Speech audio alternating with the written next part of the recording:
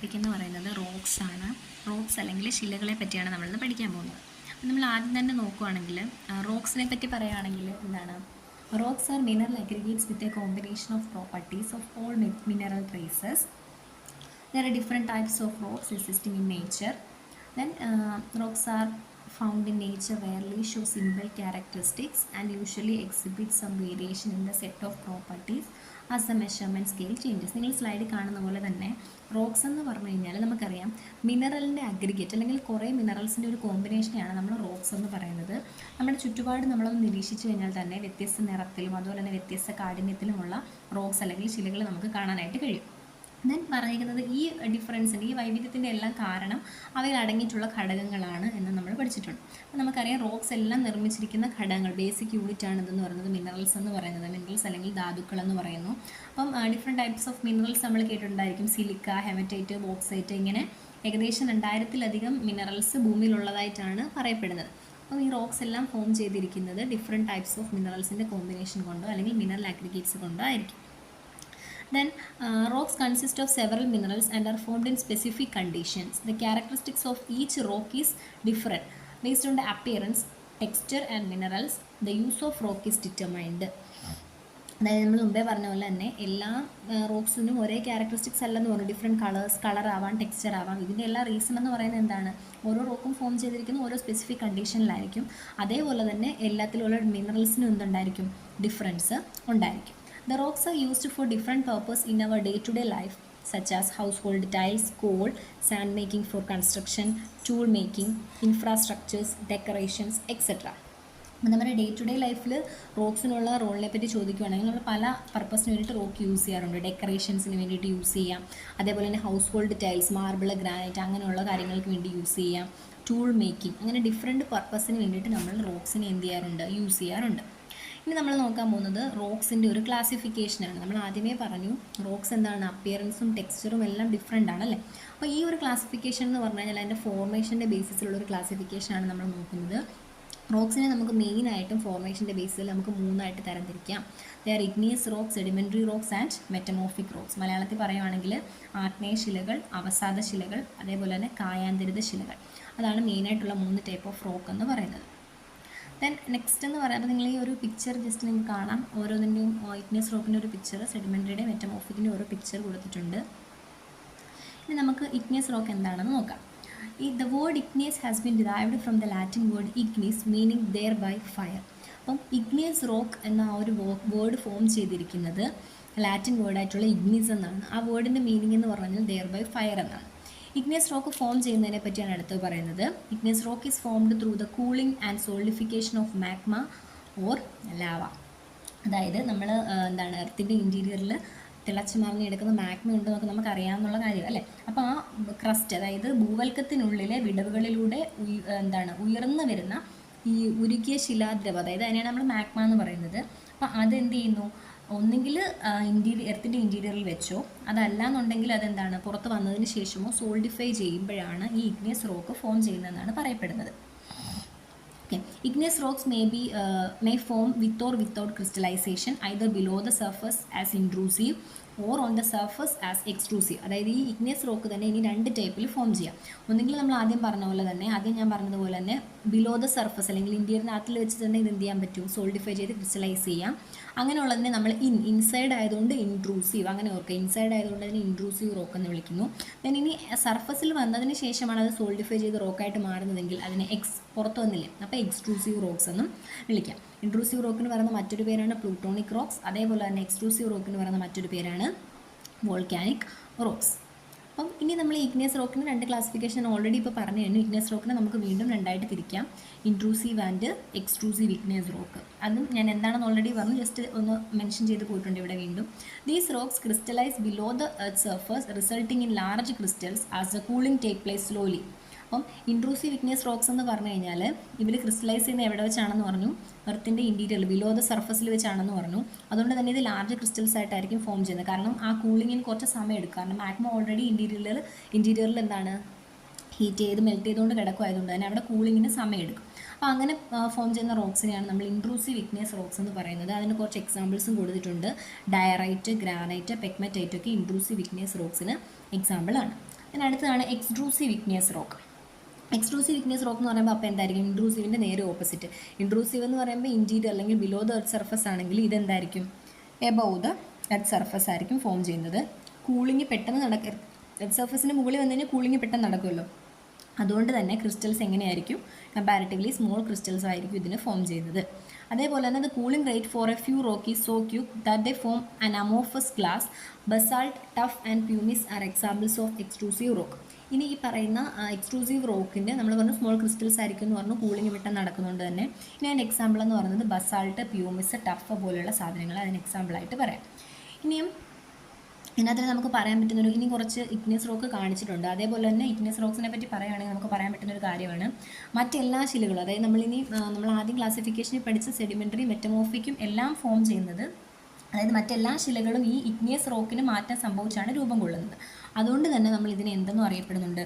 Igneous rock are also known as primary rocks. അതായത് igneous റോക്കിന് മാറ്റം, പല വിധത്തിലുള്ള മാറ്റം സംഭവിച്ചിട്ടാണ് സെഡിമെൻ്ററി റോക്കായിട്ടും മെറ്റമോർഫിക് റോക്കായിട്ടും ഒക്കെ മാറുന്നത്. അതുകൊണ്ട് ഈ ഇഗ്നിയസ് റോക്കിനെ നമ്മൾ പ്രൈമറി റോക്സ് എന്നും അല്ലെങ്കിൽ പ്രാഥമിക ശിലകൾ എന്നും എന്ത് ചെയ്യുന്നുണ്ട്? അറിയപ്പെടുന്നുണ്ട്. ഇനി നിങ്ങൾക്ക് കുറച്ച് ഇഗ്നിയസ് റോക്കിൻ്റെ എക്സാമ്പിൾ കാണാം.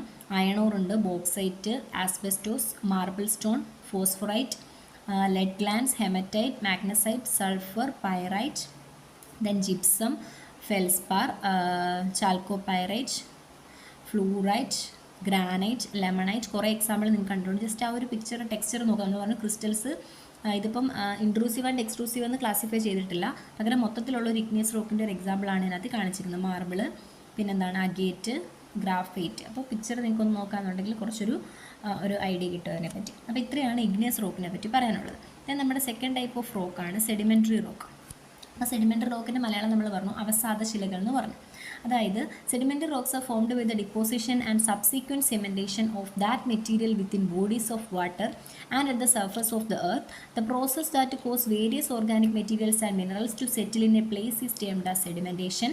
The particles that form a sedimentary rock by accumulating are called sediment. ഒന്നുമില്ല, സിംപ്ലി പറഞ്ഞു കഴിഞ്ഞാൽ നമ്മൾ കാലാന്തരത്തിൽ, അതായത് കുറേ കാലങ്ങൾ കഴിയുമ്പോൾ ഈ റോക്സ് ഒക്കെ എന്ത് ചെയ്യാറുണ്ട്? അപ്പം അതൊക്കെ എന്താണ് ബ്രേക്ക് ഡൗൺ ചെയ്യാറുണ്ട്, പൊട്ടാറുണ്ട്.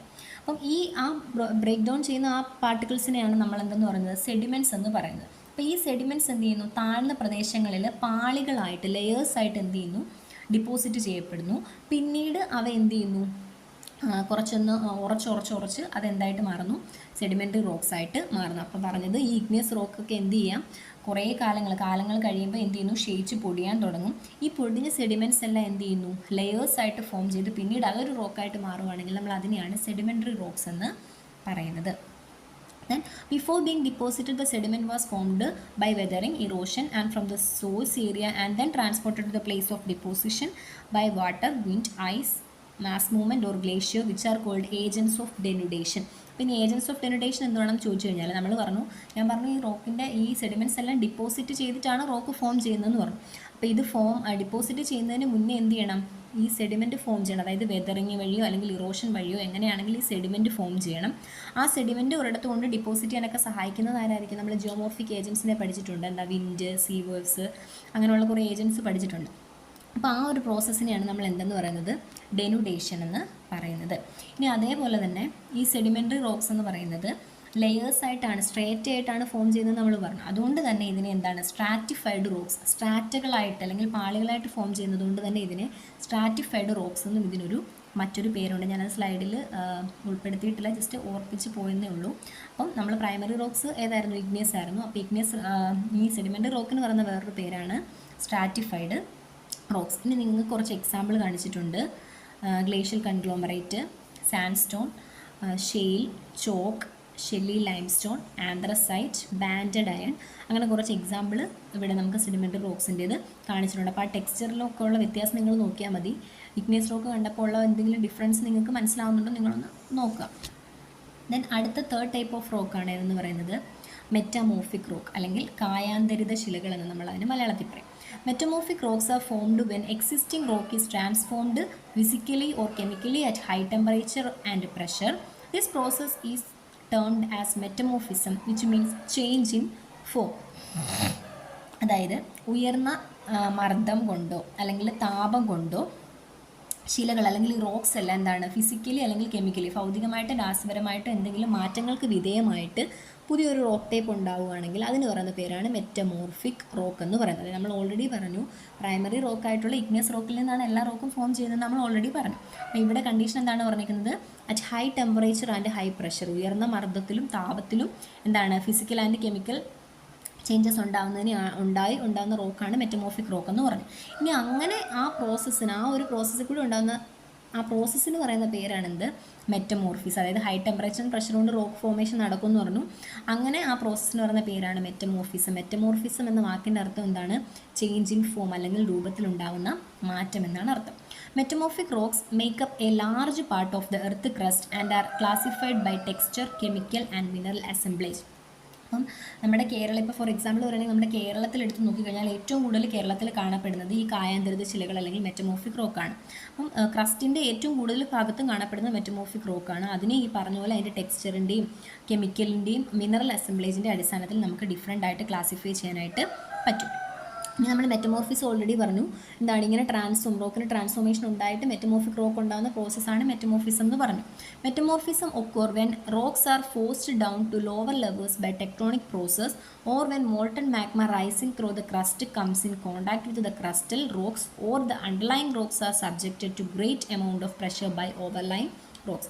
ഇനി നമ്മൾ ഈ മെറ്റമോർഫിസം ഉണ്ടാകാനുള്ള കണ്ടീഷൻ അല്ലെങ്കിൽ മെറ്റമോർഫിക് റോക്ക് ഉണ്ടാകാനുള്ള കണ്ടീഷനാണ് പറഞ്ഞിരിക്കുന്നത്. മെറ്റമോർഫിസം എങ്ങനെയൊക്കെ ഉണ്ടാകാം? നമ്മൾ പറഞ്ഞു പ്രഷർ കൂടണമല്ലോ. അപ്പോൾ പ്രഷർ ഉണ്ടാകാനുള്ള റീസൺ അവിടെ പറഞ്ഞിട്ടുണ്ട്. എന്താണ്? ക്രസ്റ്റൽ റോക്സ് ഓർ അണ്ടർലൈങ് റോക്സിൻ്റെ അല്ലെങ്കിൽ എന്താണ് റോക്സ് കൊടുക്കുന്ന ഒരു പ്രഷർ കൊണ്ട്, പിന്നെ എന്താണ് ടെമ്പറേച്ചർ, മാഗ്മയുടെയൊക്കെ ടെമ്പറേച്ചർ കൊണ്ട്. അപ്പോൾ നമ്മൾ ആദ്യമേ പറഞ്ഞു പ്രഷറും ടെമ്പറേച്ചറുമാണ് ഇവിടുത്തെ മെയിൻ രണ്ട് കണ്ടീഷൻ അല്ലെങ്കിൽ ക്രൈറ്റീരിയ എന്ന് പറയുന്നത്. then ഇതിന് മെയിനായിട്ടുള്ള എക്സാമ്പിളാണ് സ്ലേറ്റും മാർബിളും. ഇനി അത് കൂടാതെ കൂടുതൽ എക്സാമ്പിൾ നിങ്ങൾക്ക് ഈ പിക്ചറിനകത്ത് കാണാൻ പറ്റും. സ്ലേറ്റ് ഉണ്ട്, ഷിസ്റ്റ്, നൈസ്, ദെൻ കോൺഗ്ലോമറേറ്റ് കാണാം, മാർബിൾ കാണാം. ഇതൊക്കെ എന്തിന് എക്സാമ്പിളാണ്? മെറ്റമോർഫിക് റോക്സിന് എക്സാമ്പിളാണ്.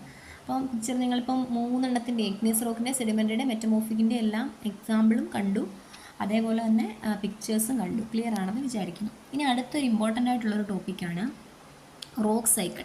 റോക്കുമായിട്ട് കണക്റ്റഡ് ആയതുകൊണ്ടാണ് ഇവിടെ തന്നെ പറഞ്ഞു പോകുന്നത്. അടുത്തൊരു ഇമ്പോർട്ടൻറ്റ് ടോപ്പിക്കാണ് റോക്ക് സൈക്കിൾ.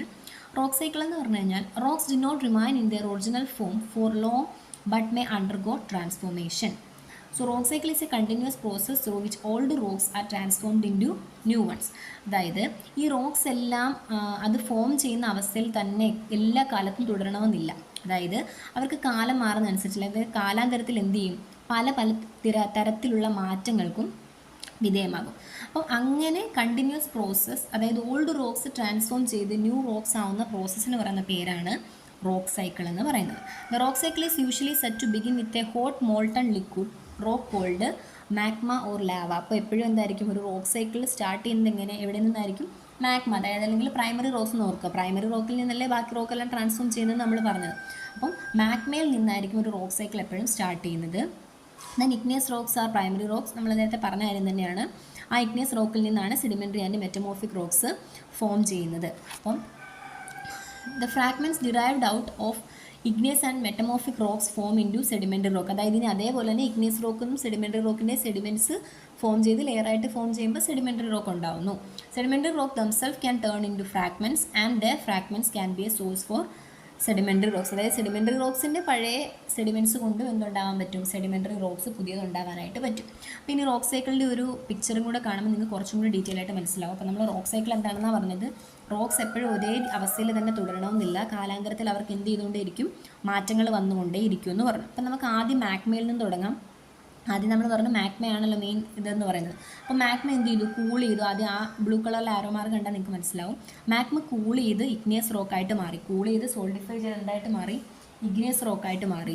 ഇഗ്നിയസ് റോക്കിന് നമ്മൾ പറഞ്ഞു വെതറിങ്, ഇറോഷൻ, അതുപോലെ തന്നെ ഡെനുഡേഷൻ പ്രോസസ്സൊക്കെ നടന്ന് സെഡിമെൻറ്റ്സ് ഫോം ചെയ്തു. കണ്ടോ? സെഡിമെൻ്റ് ആയി ആദ്യം. ആ സെഡിമെൻറ്റ് ലെയറായിട്ട് കോമ്പാക്ഷനും സിമെൻറ്റേഷനും ഒക്കെ നടന്നപ്പോൾ സെഡിമെൻ്ററി റോക്കായിട്ട് മാറി. ക്ലിയർ ആവുന്നുണ്ടെന്ന് വിശ്വസിക്കുന്നു. ആ പിക്ചർ നിങ്ങൾ ശ്രദ്ധിച്ചാൽ മതി.